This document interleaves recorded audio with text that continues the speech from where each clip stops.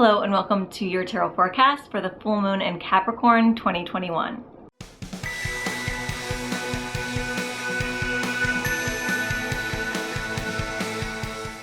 Welcome. If you are unfamiliar with these videos, I am Michelle Shea Walker. I am a writer, an artist, a card creator, and an intuitive reader based in Los Angeles, but I do much of my readings online. And we are going to dive into our moon reading. I do these readings on the new and full moon for every month.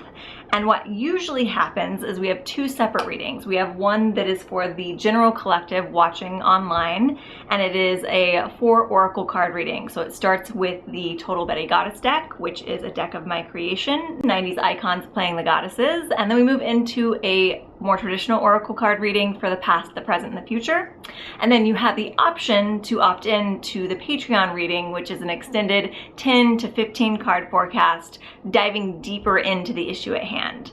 However, today we have a little special treat, and I'm going to open up the entirety of this reading to the whole general public. So just know that the end of this reading, the longer card extended version, is supported by the Patreon. So if you end up liking that reading and you want more of those readings on a bi-monthly basis, if you also want to have access to my monthly tarot scopes and my weekly pick-a-card readings, all of those happen over at patreon.com/Michelle Shea. The $22 level is usually the level that gets access to these extended videos, as well as the full moon live tarot events.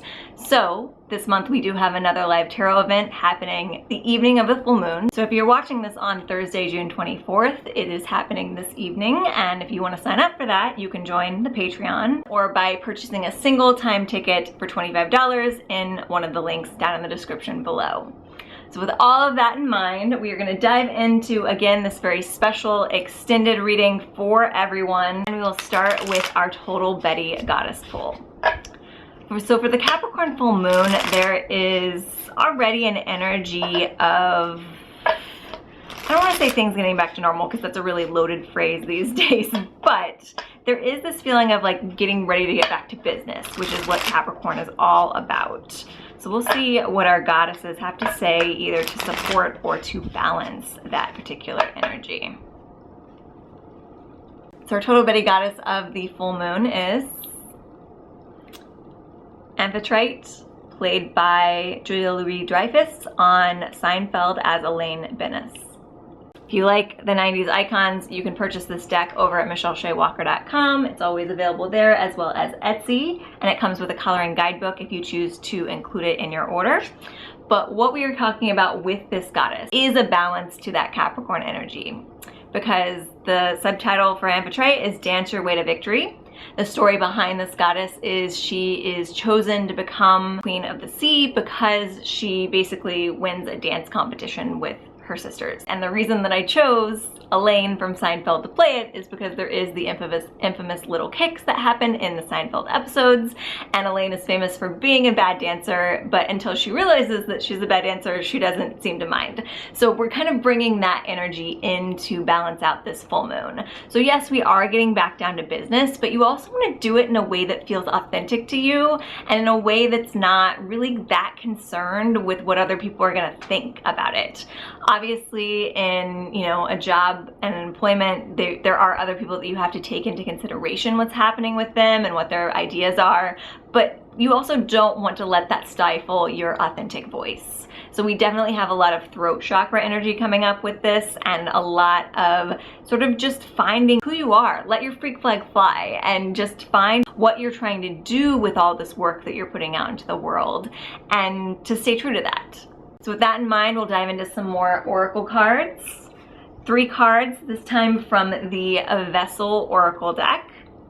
So I'll shuffle up the deck. We'll get into a little past, present, future energy based on where we're coming from prior to this full moon, what the full moon is going to be bringing up within us, and where we will be heading because of that transformation.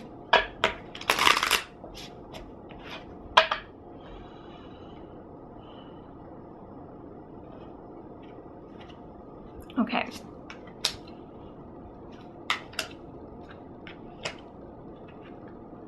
So our past card is coming in with endurance.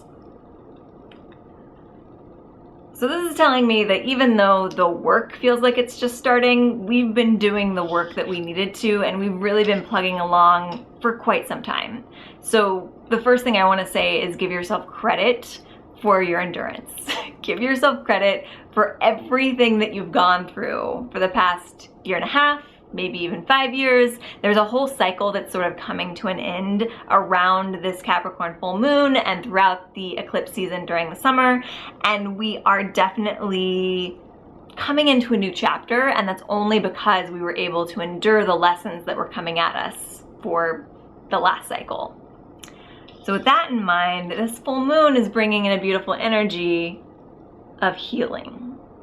So really embrace the energy of healing under this full moon. Full moons are a beautiful time to release things. So when you do manifestation work with the moon, you're supposed to manifest mostly with the new moon. When the new moon comes in, that's when you kind of do your wish list for the next 6 months.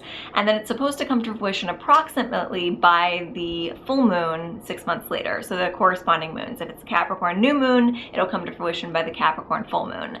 And essentially what this is yes, it's a beautiful deadline for those wishes to come true, but it's also a really good time to check in and make sure you still want to be the person that you thought you wanted to be 6 months ago. So sometimes, especially if you're the type of person that writes down your manifestation wishes, you can go back and read what you were thinking about on the new moon that corresponds with the full moon, and you might find that you're kind of grateful that some of that stuff didn't come true. So it's kind of a nice time to check in and be like, what dreams, what wishes for myself, what vision for the future do I want to release? What no longer fits who I authentically am? So this goddess is really coming in and being like, be the weirdo that you want to be, and don't let the projections from family, from friends, from societal expectations hold you in a pattern that you don't feel is authentically you. And that includes, don't let your past self hold you in a pattern that no longer feels fitting for who you are today, because again, we've gone through so much endurance and so much change over the past year and a half and the past cycle that it's really time to reevaluate and let go of what's not serving us. And that is going to be really healing underneath this full moon. Then we're moving in future energy of love.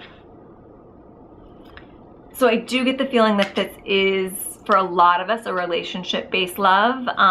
It might be a new love coming in, it might be a reawakening of an old love, or it also could be the ultimate love for all of us is going to be a self-love renewal. So through this recognizing of our endurance, letting the full moon help us to release and heal the things that we need to heal, we're then going to find a deeper appreciation for who we really truly are, and that inner self-love that we allow in is going to unlock the potential for all of the love in our outside relationships. So if you are in a relationship and you're looking to re-up that, start within. Start with what it is that you need to release, heal, let go of, and appreciate within yourself, and let that be mirrored back to you from your partner.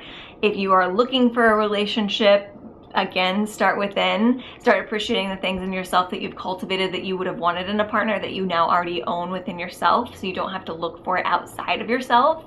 And if you're not looking for someone, bask in that self-love. Allow yourself to just really appreciate your own company. And it feels like kind of a cliche sometimes when we say that we're going to date ourselves, but that really is what this is talking about. Not just on like a cheesy make yourself dinner, dress yourself up, although that can be very fun and very helpful, but on a level of like really appreciating yourself in the way that you would want the partner that you're calling in to appreciate you.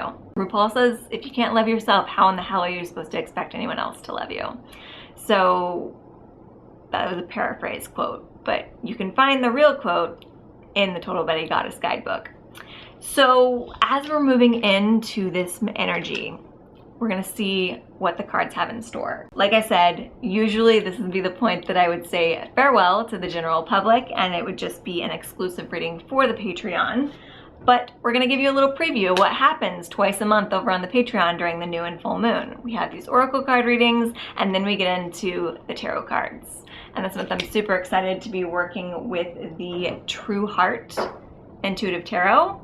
If you're not familiar with it, it was created by Rachel True, who is one of the witches from the Craft movie, who also is present in the Total Betty Goddess Guidebook and deck. So it just feels like an appropriate combination to weave in with my 90s oracle card goddesses to have a tarot card collection that is also created by a 90s icon. So we're going to shuffle up the deck. Messages in regards to this full moon healing, for the love that we're calling in, for the freak flag that we're supposed to let fly, and we'll see what comes up. So this is incorporating the energy of anyone who is watching this video, anyone that will find this video in the future, even if you're nowhere near the Capricorn full moon on 2021, this will still be a relevant read for you because energy is cool like that.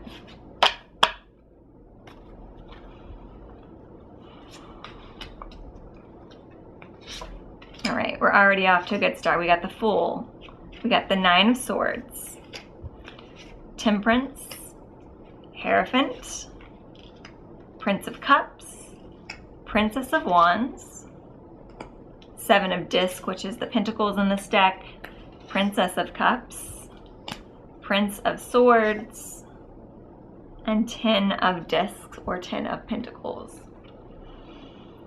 So right away, we started off with a lot of major arcana coming in. Out of the first four cards, we had 3 major arcana. So our past has really been deeply influenced by the fates, that's funny because Rachel True is actually one of the fates in the Total Bitty Goddess deck, but it's being influenced by fate. It's being influenced by the universe at large. It's something, the things that we have experienced in our recent past are things that we would have gone through no matter what choices we made. The universe would have found a way to teach us those lessons. So I think in the name of that healing that we're doing under this full moon, the first thing I have to say regarding the larger spread is that you need to forgive yourself for anything you're beating yourself up about that didn't go right in your past.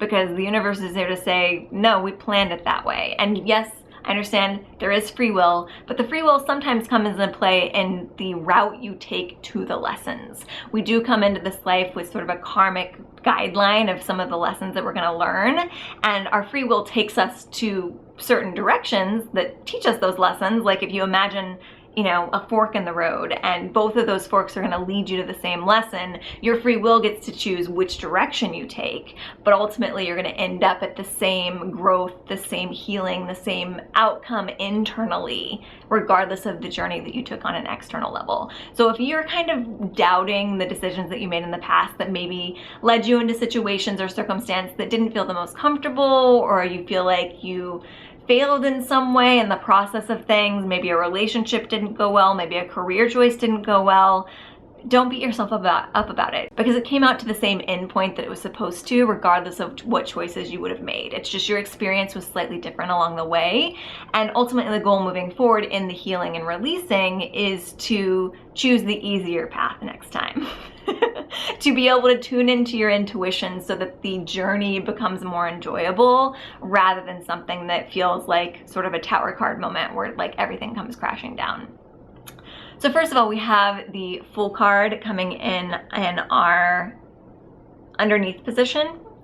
So the Fool card is basically telling us that, again, like I said in our previous oracle cards, this is the start of a new cycle. We have closed out a big chapter, not just on like the grand scheme of our lives. For those of us that are moving out of quarantine and back into the world, that feels like the ending of a chapter. But keep in mind, that's not the case for the whole world. So regardless of where we are in regards to sort of quarantine and COVID and the effects that it's had on our lives, the Fool card is saying that we're closing out an internal chapter. We have learned a big lesson. And for each of us, it's going to be different. But the past 1.5 to 5 year cycle has really taught us something new about ourselves and about the way we want to see and interact with the world. And it's also a great card coming in with that message of forgiving yourself for past choices, because when the Fool card comes around, it means you've sort of reset your karma. It means that you're coming from this place of learning the lesson so well that you don't have to go back and do the same thing again. It's basically saying that even if you encounter a similar situation from your past, you are so different on an internal level that the outcome and the experience is going to be totally different because of the way that you now see the world. So just accept that, and that'll help you to release some of that stuff from your past, because it's going to be different from here on out because you learn those lessons.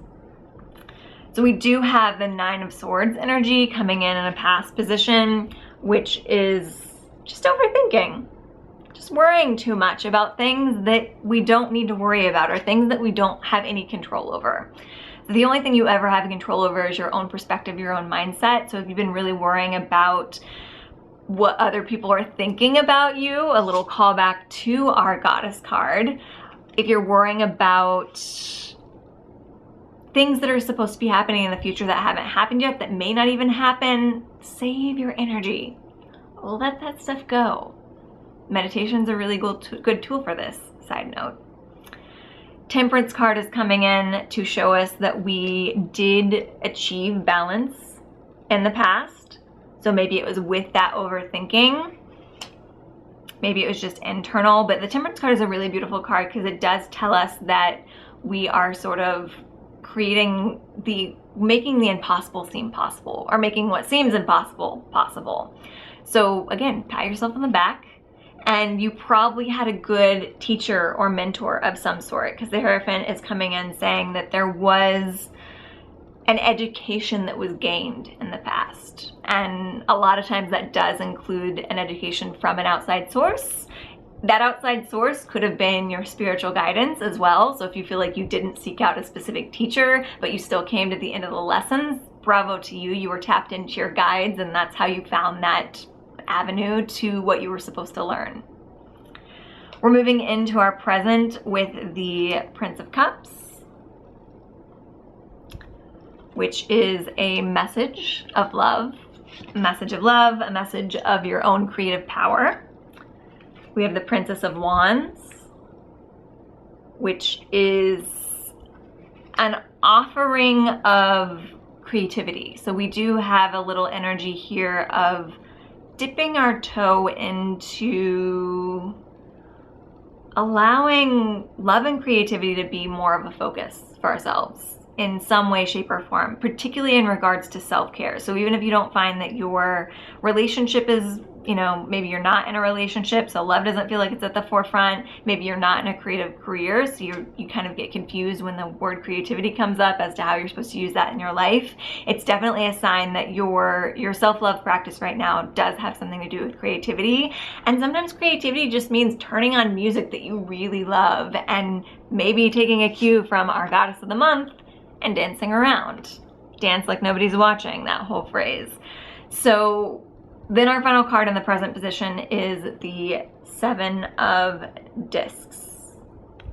So the Seven of Pentacles, or the Seven of Discs, is kind of a pause in action, but also a recognition that things are falling into place. And this is definitely a card that's saying, if you haven't seen the fruits of your labor just yet, don't get too caught up with the idea that you've taken the wrong path. So this feels like it fits pretty well with that don't beat yourself up about your past choices, because they've brought you to where you're supposed to be. So the Seven of Discs is kind of a, hold on a minute, not everything's in place yet for you to have the success that you thought you were going to achieve. So don't get too internally critical of yourself, because you've still made the right decisions, but you have to hold on to that higher vibration while you're waiting for things to fall into place. So it's an interesting card to come in during a Capricorn full moon, because Capricorns are sort of the workaholics. So I encourage you under this Capricorn energy to figure out how you can make surrender work for you. There's this concept in sort of our workaholic society that if we're not actively working on something or not busy doing something, that we are not being productive. And sometimes stillness and not making the wrong move too soon is just as productive as doing the busy work. So because Capricorn has that workaholic tendency, I encourage you to use the moonlight to kind of cleanse away and heal any evidence that you see of you trying to force things to happen or trying to take action before you're meant to. It's really about tapping into that intuition and feeling out the situation, feeling out your body, and asking for guidance as to when to take action, because this does feel like we're still in the Mercury shadow period, and it might be that there was something that you were waiting until the end of Mercury retrograde to get going, and it's not moving as forward as you thought it would. And in actuality, they're like, okay, just wait till the end of the shadow period. So if you do feel like something's stalled, my guidance is telling me that sometime after the shadow period is probably when you're going to see things moving forward. And then it might not be quite as quick as you thought it was, but you're still on the right track. So just trust your instincts, trust your guidance, trust your intuition as to when to take action, and trust that you've already laid the groundwork that you're supposed to. Don't second guess yourself is the biggest thing I'm getting coming through during this part of the reading is you did it all right. You did what you were supposed to. You're exactly where you're supposed to be. Patience. Patience, patience, patience, and recognizing that there is productivity in surrender, and there is a brilliance, there is sort of a brilliant business planning, even to not taking action.